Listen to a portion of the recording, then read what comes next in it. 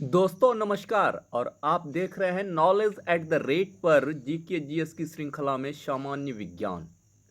तो वीडियो को अंत तक देखें और अच्छा लगे तो लाइक करें और पहली बार आए हैं तो सब्सक्राइब कर लें।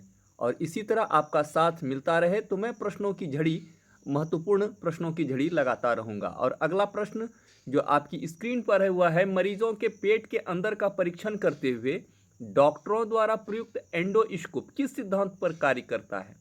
ए प्रकाश का परावर्तन, बी प्रकाश का प्रकीर्णन, सी प्रकाश का अपवर्तन या डी प्रकाश का पूर्ण आंतरिक परावर्तन। एंडोस्कोप किस सिद्धांत पर कार्य करता है? तो इस प्रश्न का सही उत्तर होगा प्रकाश का पूर्ण आंतरिक परावर्तन।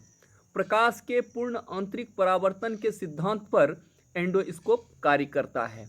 और आपके लिए अगला प्रश्न जो है वह है, जल में अस्थायी कठोरता किसकी उपस्थिति के कारण होती है? ए सोडियम और पोटेशियम के सल्फेट, बी मैग्नीशियम और कैल्शियम के सल्फेट, डी सोडियम और मैग्नीशियम के कार्बोनेट या डी मैग्नीशियम और कैल्शियम के बाइकार्बोनेट। जल की अस्थायी कठोरता, तो इसका सही उत्तर होगा ए सोडियम और पोटेशियम के सल्फेट के कारण जो है जल की अस्थायी कठोरता। और आपके लिए अगला प्रश्न यह है कि एक परमाणु के केंद्र का धनावेशित हिस्सा कहलाता है? ए नाभिक, बी न्यूट्रॉन, सी पॉजिट्रॉन या डी इलेक्ट्रॉन। परमाणु के केंद्र का धनावेशित हिस्सा, तो इसका सही उत्तर होगा ए नाभिक। नाभिक जो है परमाणु के केंद्र का धनावेशित हिस्सा होता है। और अगला प्रश्न जो है वह आपकी स्क्रीन पर है, एम्फीबिया होता है केवल जल में रहने वाला जीव, केवल स्थल पर रहने वाला जीव, या जल एवं स्थल दोनों पर रहने वाला जीव, या इनमें से कोई नहीं? एम्फीबिया, जिसको कि हम उभयचर भी कहते हैं। तो इसका सही उत्तर होगा सी, जल एवं स्थल दोनों पर रहने वाला जीव एम्फीबिया कहलाता है, या उभयचर। जैसे मेढक और कछुआ ये जो है उभयचर या एम्फीबिया है। अगला प्रश्न आपकी स्क्रीन पर है कि मनुष्य के शरीर में पसलियों की संख्या है? ए 24, बी 12, सी 26 या डी 31। कितनी पसलियों की संख्या मनुष्य के शरीर में होती है? तो इस प्रश्न का जो है उत्तर है ए 24, यानी कि 12 जोड़ी पसलियां मानव के शरीर में होती है। और आपकी स्क्रीन पर अगला प्रश्न जो है वह है, सामान्यतः प्रयुक्त होने वाले निम्नलिखित पदार्थों में से मिश्र धातु नहीं है? ए इस्पात, बी पीतल, सी कांसा या डी तांबा। इस्पात, पीतल, कांसा और तांबा में कौन मिश्र धातु नहीं है? तो इसका सही उत्तर होगा डी तांबा। तांबा मिश्र धातु नहीं है, बाकी इस्पात, पीतल और कांसा मिश्र धातु है। अगला प्रश्न जो है वह है आपकी स्क्रीन पर, बिजली के हीटर में कौन सी सामग्री प्रयुक्त होती है? ए टंगस्टन, बी नाइक्रोम, सी कांसा या डी इस्पात।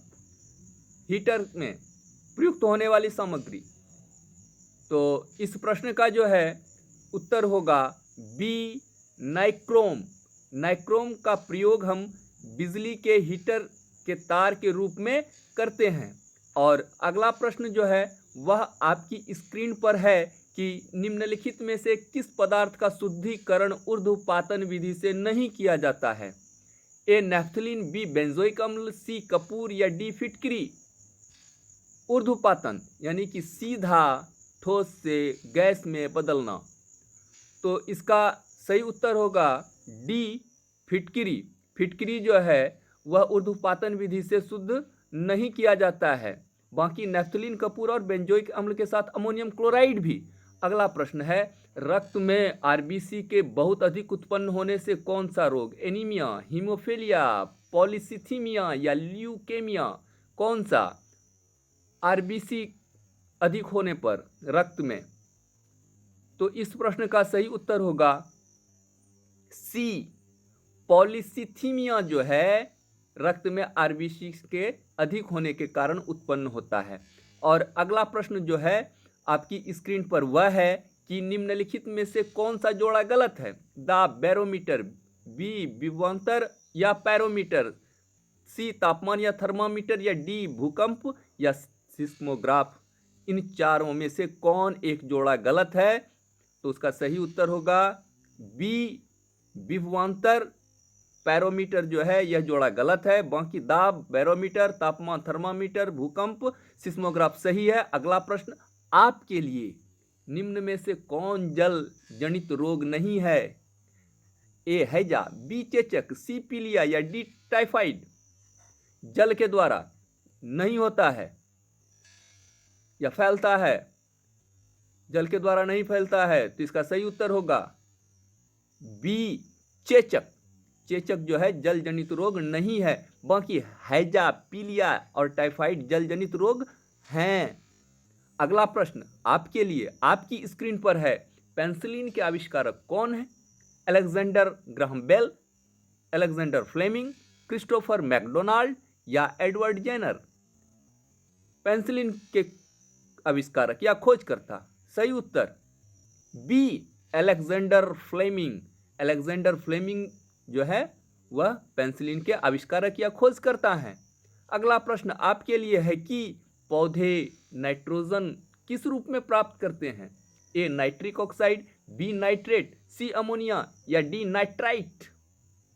पौधे किस रूप में नाइट्रोजन को प्राप्त करते हैं? तो इसका सही उत्तर होगा बी नाइट्रेट। नाइट्रोजन को नाइट्रेट के रूप में पौधे ग्रहण करते हैं। और अगला प्रश्न जो आपके लिए आपकी स्क्रीन पर है वह है कि हाइड्रोजनीकरण की प्रक्रिया में किसे उत्प्रेरक के रूप में प्रयोग किया जाता है? Na, Ni, Mn, Co, यानी कि सोडियम, निकेल, मैग्नीशियम या कोबाल्ट। किसके? तो इसका सही उत्तर होगा बी निकेल, Ni। निकेल जो है वह हाइड्रोजीकरण प्रक्रिया में उत्प्रेरक के रूप में कार्य में लाते हैं। अगला प्रश्न जो है वह है, निम्नलिखित में से कौन आंखों में प्रकाश के किरण की मात्रा को निर्धारित करता है? ए प्यूपिल, बी आइरिस, सी कॉर्निया या डी रेटिना। कौन प्रकाश की किरण की मात्रा को निर्धारित करता है?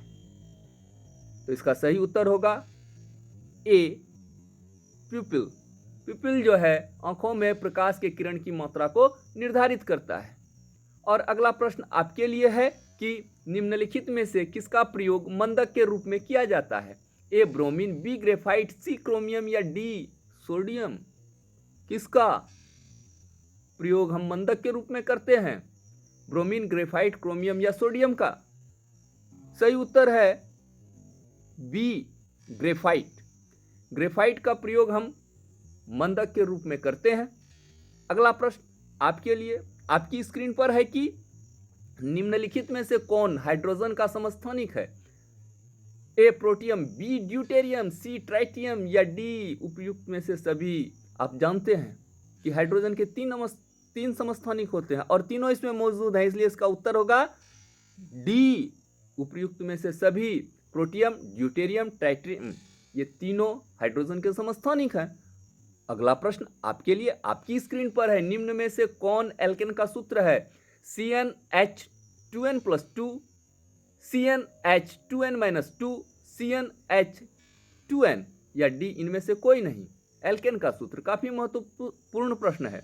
इसका सही उत्तर होगा ए CnH2n+2 एल्केन का सूत्र होता है। और अगला प्रश्न जो है वह आपके लिए आपकी स्क्रीन पर है। आयोडीन की कमी से निम्नलिखित में कौन सा रोग होता है? ए रतौंधी, बी घेंगा, डी कर्क रोग या डी ब्रोंकाइटिस। कौन सा रोग आयोडीन की कमी से? तो इसका उत्तर होगा बी घेंगा रोग जो है आयोडीन की कमी से होता है, जिसको हम ग्वाइटर के नाम से भी जानते हैं। और पहाड़ी इलाकों में यह सबसे अधिक होता है। और आपके लिए अगला प्रश्न जो है वह है, एक झील में द्वितीयक पोषण स्तर होता है? ए पादप पल्लवक, बी प्राणी पल्लवक, सी मूंगे या डी मछलियां। झील में पोषण स्तर है द्वितीयक, तो इसका सही उत्तर होगा बी प्राणी पल्लवक। प्राणी पल्लवक जो है झील में द्वितीयक पोषण का स्तर है। अगला प्रश्न आपके लिए आपकी स्क्रीन पर है कि निकट दृष्टि दोष वाला व्यक्ति देख सकता है नजदीक स्थित वस्तु को स्पष्ट रूप से, दूर स्थित वस्तु को स्पष्ट रूप से, नजदीक एवं दूर स्थित वस्तु को स्पष्ट रूप से, और ना ही नजदीक की और ना ही दूर की वस्तुओं को स्पष्ट रूप से। निकट दृष्टि दोष जिसे मायोपिया भी कहा जाता है। तो इसका सही उत्तर होगा ए, नजदीक स्थित वस्तु को स्पष्ट रूप से देख सकता है। और अगला प्रश्न जो है वह आपके लिए आपकी स्क्रीन पर है कि प्रकाश संश्लेषण हेतु सर्वाधिक क्रियाशील प्रकाश है। ए बैगनी, बी लाल, सी पीला या डी नीला। कौन सा सर्वाधिक क्रियाशील प्रकाश संश्लेषण हेतु है? तो कौन सा प्रकाश होगा? तो इसका सही उत्तर होगा विकल्प बी, यानी कि लाल प्रकाश। लाल प्रकाश जो है प्रकाश संश्लेषण हेतु सर्वाधिक क्रियाशील प्रकाश है। अगला प्रश्न जो है आपके लिए है कि मलेरिया से मानव शरीर का कौन सा अंग प्रभावित होता है? ए लीवर, बी फेफड़ा, डी प्लीहा, डी किडनी, सी प्लीहा है। तो मलेरिया से मानव शरीर का कौन सा अंग प्रभावित होता है? लीवर, फेफड़ा, प्लीहा या किडनी? तो इसका सही उत्तर होगा सी, प्लीहा या तिल्ली जिसे हम कहते हैं, वह सर्वाधिक प्रभावित होता है मलेरिया से। अगला प्रश्न जो है वह आपके लिए आपकी स्क्रीन पर है, इनमें से कौन संक्रामक रोग नहीं है? मलेरिया, हैजा, कैंसर या एंथ्रेक्स? इन चारों में से कौन संक्रामक रोग नहीं है? मलेरिया, हैजा, कैंसर, एंथ्रेक्स में से? तो इसका सही उत्तर होगा सी, कैंसर। कैंसर जो है वह संक्रामक रोग नहीं है, बाकी मलेरिया, हैजा और एंथ्रेक्स संक्रामक रोग हैं।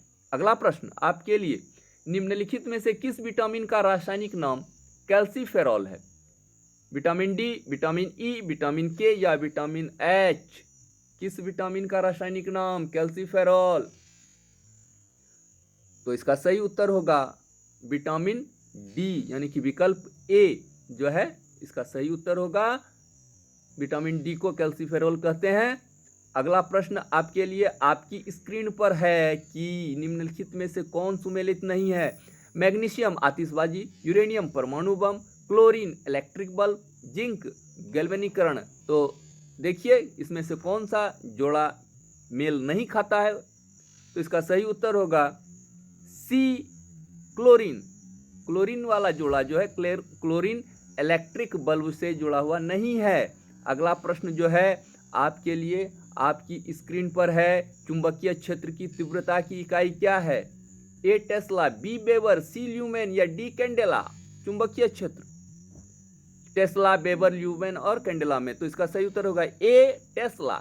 टेस्ला जो है चुंबकीय क्षेत्र की इकाई है, चुंबकीय क्षेत्र की तीव्रता की इकाई है। अगला प्रश्न है कि इनमें से कौन संक्रामक रोग नहीं है? इस प्रश्न का उत्तर मैं नहीं बताऊंगा क्योंकि यह प्रश्न इसी वीडियो में मैंने बता दिया है। तो इसका सही उत्तर क्या होगा आप कमेंट बॉक्स में लिख करके बताइए। और अगला प्रश्न जो आपके लिए आपकी स्क्रीन पर आ रहा है वह है कि हाइड्रोजन को जलाने से क्या बनेगा? ए ऑक्सीजन, बी राख, सी कार्बन डाइऑक्साइड या डी पानी? हाइड्रोजन को जलाने पर क्या बनेगा? तो इस प्रश्न का जो है सही उत्तर होगा विकल्प डी, यानी पानी। हाइड्रोजन को जलाने पर क्या बनेगा? तो पानी बनेगा। और अगला प्रश्न जो है वह है आपके लिए कि निम्नलिखित में से कौन एक प्राकृतिक बहुलक नहीं है? ए ऊन, बी रेशम, सी नायलॉन या डी चमड़ा? तो बताइए, सोचिए और समझिए और फिर इसका उत्तर दीजिए। तो दोस्तों यह वीडियो कैसा लग रहा है यह लाइक करके बताइएगा, और पहली बार आए तो सब्सक्राइब कर लीजिएगा। और इस प्रश्न का सही उत्तर होगा सी, नायलॉन। नायलॉन जो है वह प्राकृतिक बहुलक नहीं है। इस वीडियो में इतना ही। धन्यवाद, फिर मिलते हैं।